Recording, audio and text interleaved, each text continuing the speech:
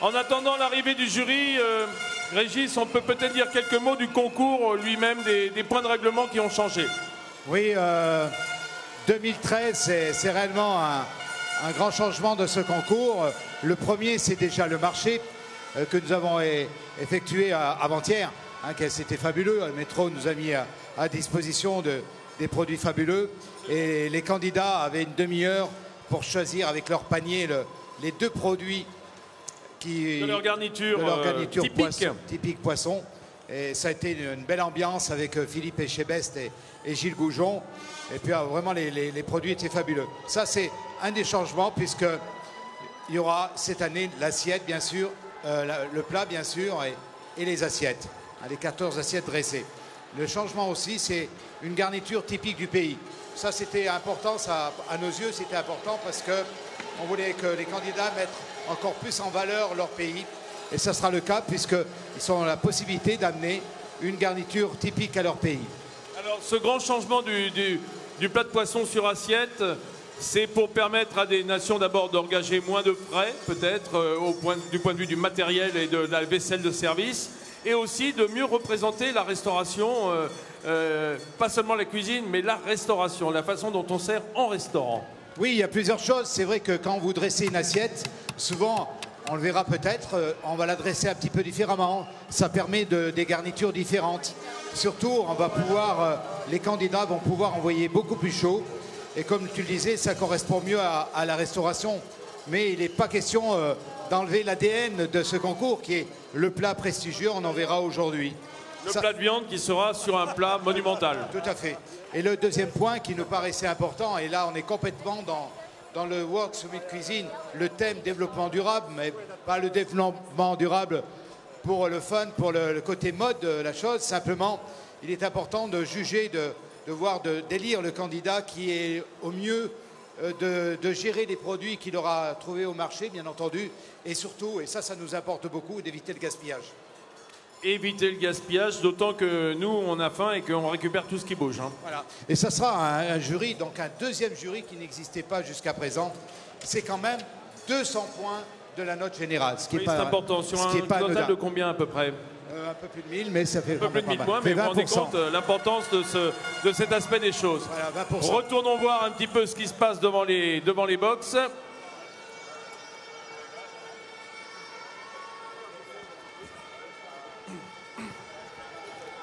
Regarde comment les coachs, ici c'est Armin Fuchs, le coach suisse, regarde comment il tourne autour de son box. Ils sont vraiment à la manœuvre. Alors là, par rapport à un coach de basket, ils sont encore plus près du terrain là.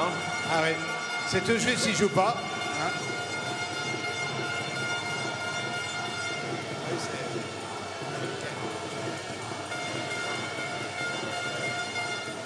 Là, le homard qui a été entièrement décortiqué.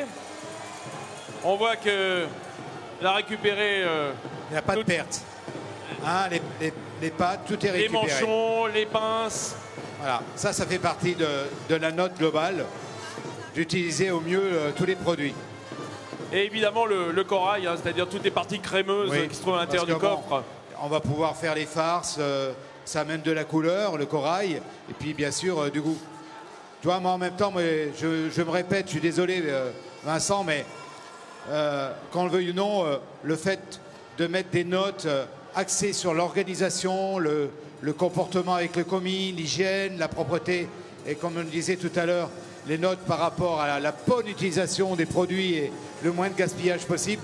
Depuis hier, mes collègues qui sont à l'organisation sont les premiers étonnés de voir que les poubelles ont diminué presque des 3/4 vis-à-vis des autres Bocuse.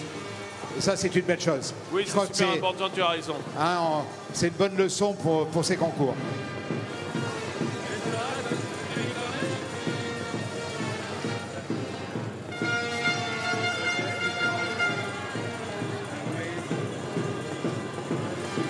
Yeah, of course, organization is incredibly important in a competition like this. You have to be an organized person to do this kind of job. When we talk about like the chef industry, how the chefs prepare everything beforehand so that they're ready to go once service starts. What's very interesting as well is that the chefs are actually working on these induction burners. They've got 4 burners to work on. So it's not like they have an incredible amount of space where they can just move things around. They have to be very precise in what they're working on at that moment because they don't have too much space. Okay, shall we introduce the candidates?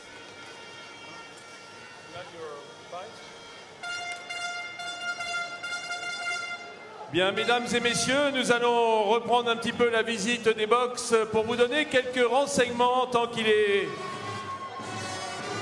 Puisqu'il est temps encore de vous parler des chefs avant que ne commence la dégustation. Laissez-moi vous donner quelques informations sur ces cuisiniers venus de 12 nations aujourd'hui pour cette deuxième journée des Bocuse d'Or. Alors, Jeppe Foldager, c'est un jeune chef, il est né en 86 et il travaille au restaurant Solorkrotko à Holte au Danemark.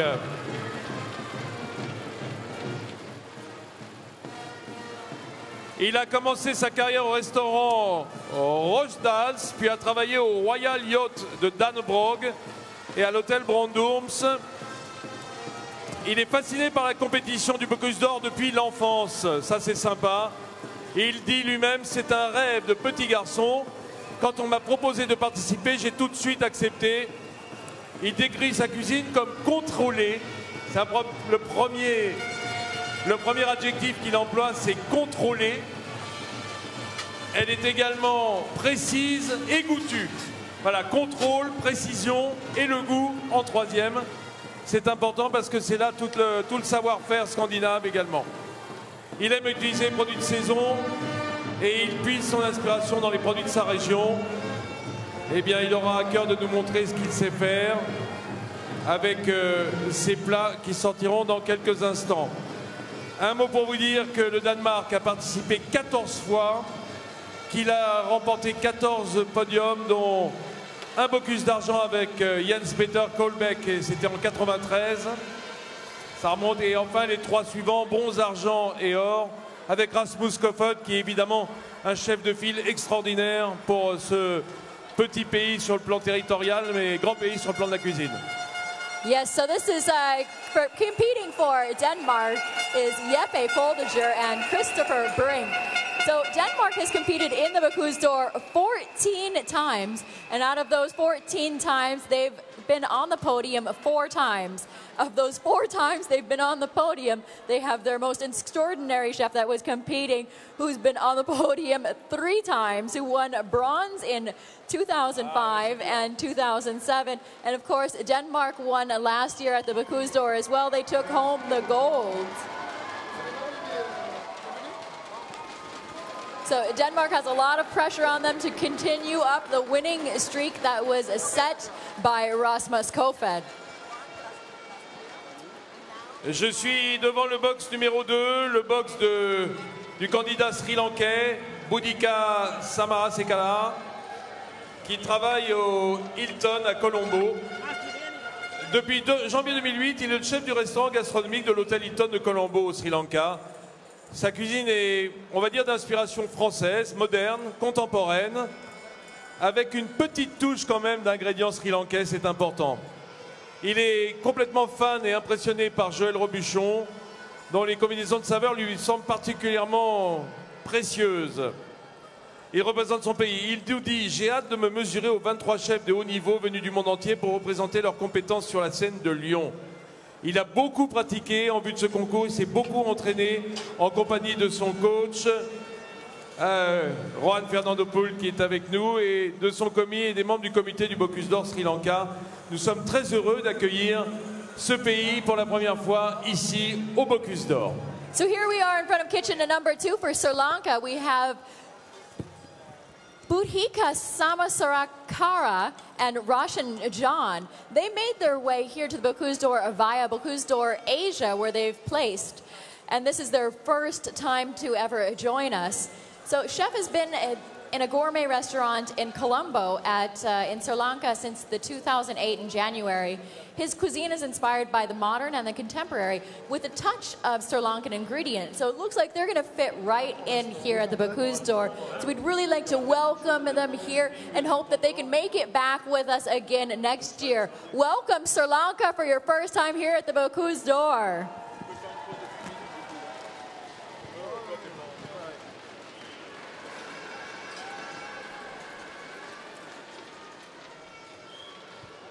Voilà, nous sommes devant le stand estonien, un tout petit peu déstabilisé bien sûr par le petit malaise de leur coach il y a un instant, mais comme je vous l'ai dit, le coach estonien va bien.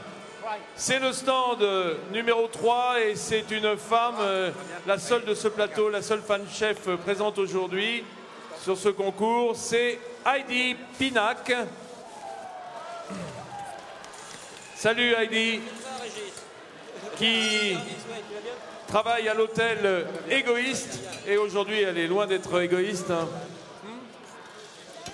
So, ladies and gentlemen, here we are in front of kitchen number 3 for Estonia. We have with us Heidi Pinnack and Ari Thor Gunnarsson. So the coach for Estonia is doing fine. There was a little bit that happened earlier, but everything is well. Estonia has participated here at the Bocuse d'Or for 2 times, once in 2009 and then now this year. So Heidi Pinnack has been the chef at Egoist restaurant in Tallinn since 2009, where she worked for Cuisine House from 2007 to 2009. She creates healthy and tasty dishes that convey good feelings. So she's the only woman that's competing this year for the title, and her chefs were of great preparation for her as well. She won Estonian Chef of the Year in 2002. Et alors on nous signale la présence d'une délégation estonienne avec la première dame d'Estonie qui est aujourd'hui présente. Maybe you could say a few words to encourage your team, madam.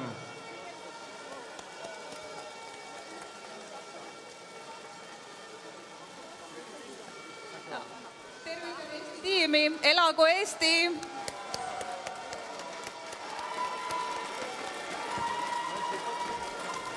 Heidi, ole tubli, me oleme kõik sinuga. Okay, voilà. Thank you so much. Thank you for joining us. La femme du président estonien qui est venue évidemment supporter Heidi aujourd'hui, Heidi Pinnack, qui est la seule femme de ce plateau, eh bien il est heureux que la première dame d'Estonie soit venue ici sur ce plateau pour apporter son soutien et son support. Je vous demande donc d'applaudir Madame Evelyn Ives qui est avec nous aujourd'hui pour supporter l'Estonie.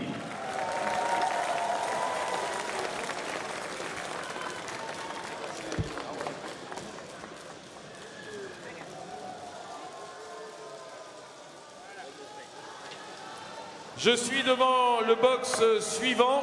So here we are in front of kitchen number 4 for Australia. Le box de l'équipe d'Australie, du chef australien, notre ami Shannon Callum. And together with Richard Pascoe. So Australia has been here at the Bocuse d'Or 12 times. They have not yet stood on the podium. This could be the day for them. Après 12 participations, Angela. 12 participations, c'est peut-être la bonne. That may be the good one. Shannon Callum du Brisbane Club à Brisbane. Voilà, il est chef exécutif de cet hôtel en Australie depuis 2009. Il dit l'innovation et les produits frais sont mes mots d'ordre en cuisine. Innovation, produits frais. Il a commencé son apprentissage à l'âge de 16 ans et n'a rêvé depuis que du Bocuse d'Or, au moins une nuit sur 2. Voilà. J'espère pouvoir représenter mon pays et les autres chefs australiens avec fierté et distinction. C'est ce qu'il est en train de faire, Shannon. So Shannon has been the executive chef at the Brisbane Club in Australia since 2009. He's passionate about his profession and describes himself as a hard-working chef and a perfectionist. This is exactly what you need to compete in a competition like this. His quote is "Innovation and fresh produce" is his motto in the kitchen. He started working as an apprentice when he was 16, and since then it has been only one dream for him: to compete in the Bocuse d'Or. He hopes to represent his country and other Australian chefs with pride and distinction. He creates avant-garde cuisine inherited from traditional cooking, and his cooking techniques contribute to the modern style in which there is a search for texture without sacrificing produce. Good luck, Australia. This could be your year. Mesdames et messieurs, la visite, comme tous les matins, des plus grands chefs qui sont présents sur notre plateau. Je vous demande d'applaudir très fort, au moins du côté des Français qui le connaissent bien, Yannick Aleno. Bonjour à tous, c'est plaisir d'être là. C'est de plus en plus fort, c'est incroyable. Ça va Yannick? Je vais bien, ouais, impeccable. Oh, tu es sur le départ, toi tu as du travail qui t'attend. Ouais, il faut que je fasse à manger aussi, donc oui, comme ça. Tout le monde. L'heure du repas approche. Yannick, être devant sur ce Bocuse d'Or qui a bien changé en quelques années, depuis l'époque où tu foulais toi aussi les box, qui a grandi ici, c'est toujours une tension incroyable lorsqu'on se promène autour des box et qu'on ressent à nouveau ce nœud dans l'estomac à aller voir travailler ces jeunes gens. Ça s'est vraiment professionnalisé. À l'époque, à la mienne, c'était en tout cas plus amateurisé. Mais on voit aujourd'hui la montée en puissance des plats, des techniques, ça a vraiment énormément évolué depuis pas mal d'années maintenant. Et les ambiances, les infrastructures sont vraiment d'une qualité extrême. Donc je pense que c'est très plaisant aussi de participer à ce concours aujourd'hui.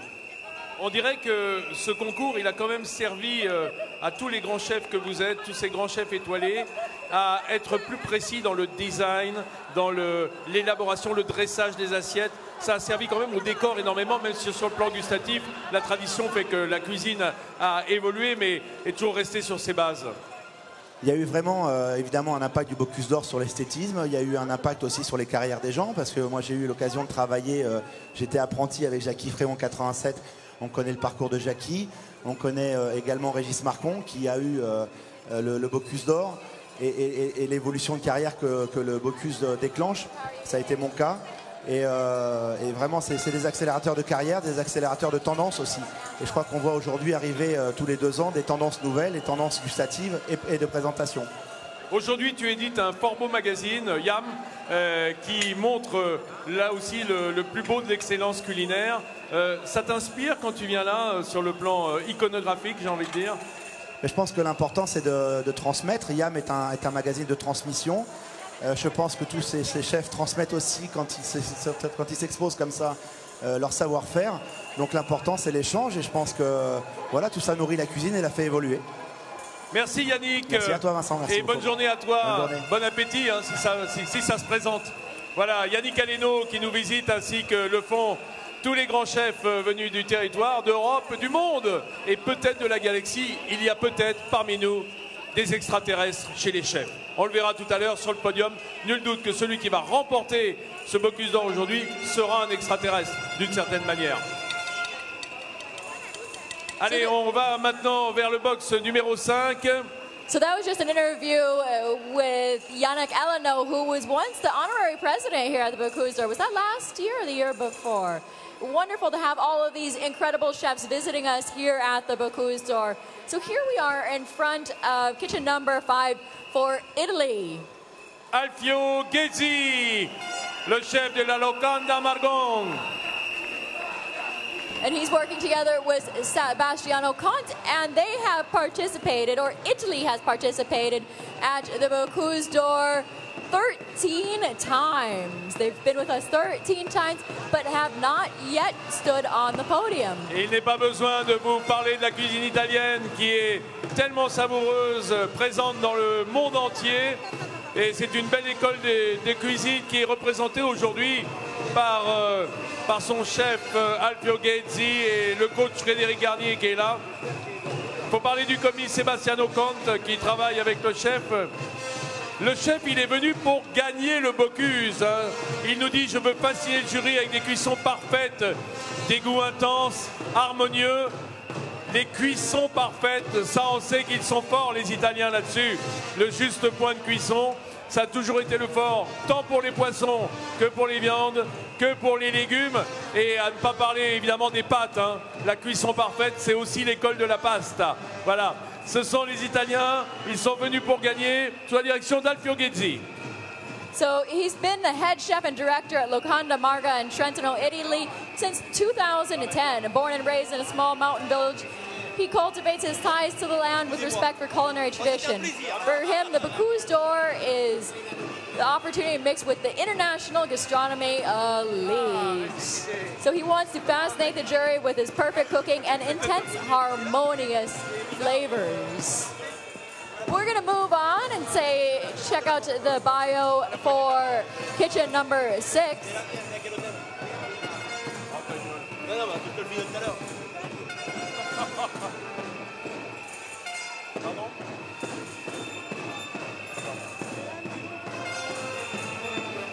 Attention mesdames et messieurs, nous sommes devant le box numéro 6.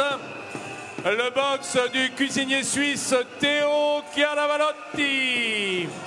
Here we are in front of kitchen number 6 for Switzerland with Teo Chiaravalotti together with Reto Brandli.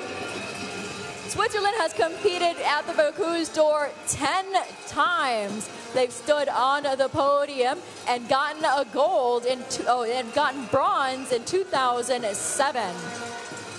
Il a 33 ans, il est chef, sous-chef à l'hôtel Villa Principe Leopoldo à Lugano, en Suisse, à la frontière de l'Italie. Il a travaillé dans des cuisines de renom, comme l'auberge-restaurant Al Porto à Ascona ou encore au Daniellis, Saint-Régis de Shanghai en Chine. Il aime évidemment faire une cuisine riche en goût. Pour se préparer au Bocuse, Théo s'est entraîné sur son temps libre dans le restaurant où il travaille avec son supérieur, l'immense chef Dario Ranza, que l'on connaît bien. Dès qu'il a reçu le thème des épreuves, il s'est investi un jour par semaine en réalisant des entraînements successifs. So he's going to grab some inspiration from Mediterranean cuisine, and he's going to hope that that translates very well with the high quality produce that he uses.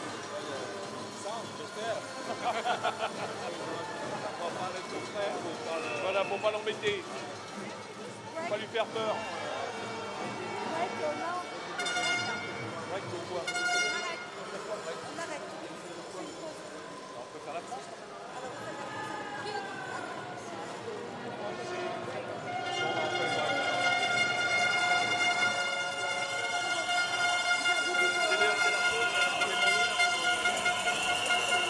Bien, mesdames et messieurs, afin de permettre aux équipes, au comité, aux équipes de télévision qui nous filment, on les salue d'ailleurs bien fort pour le travail qu'ils font, les équipes de télé de GL Events, et nous permettent également de reprendre quelques forces avant le marathon qui s'annonce de dégustation au cours de l'après-midi. Nous allons faire une petite pause afin de vous libérer également. Alors je vous précise, vous qui êtes venus nombreux, si vous voulez prendre une pause, c'est maintenant. If you want to take a little pause, it's right now. Because after it'll be too late. Après, ce sera beaucoup trop tard. L'escale technique commence dans 5 minutes. Vous en avez pour une demi-heure.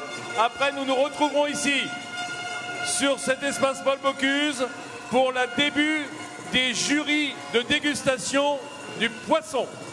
So ladies and gentlemen, we are going to be taking a little break from going and visiting all of the kitchen boxes for a very short while, just so that everybody can have a little bit of rest, get these cameras off of their shoulders.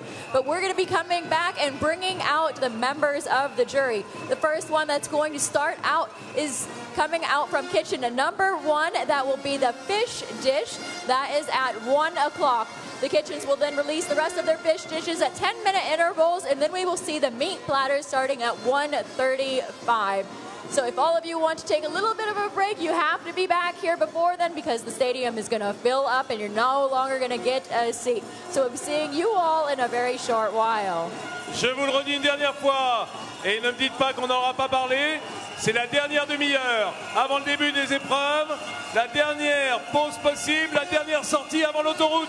C'est maintenant ou jamais. On se retrouve d'ici une demi-heure pour l'accueil du jury à ces tables de dégustation. Et on compte sur vous.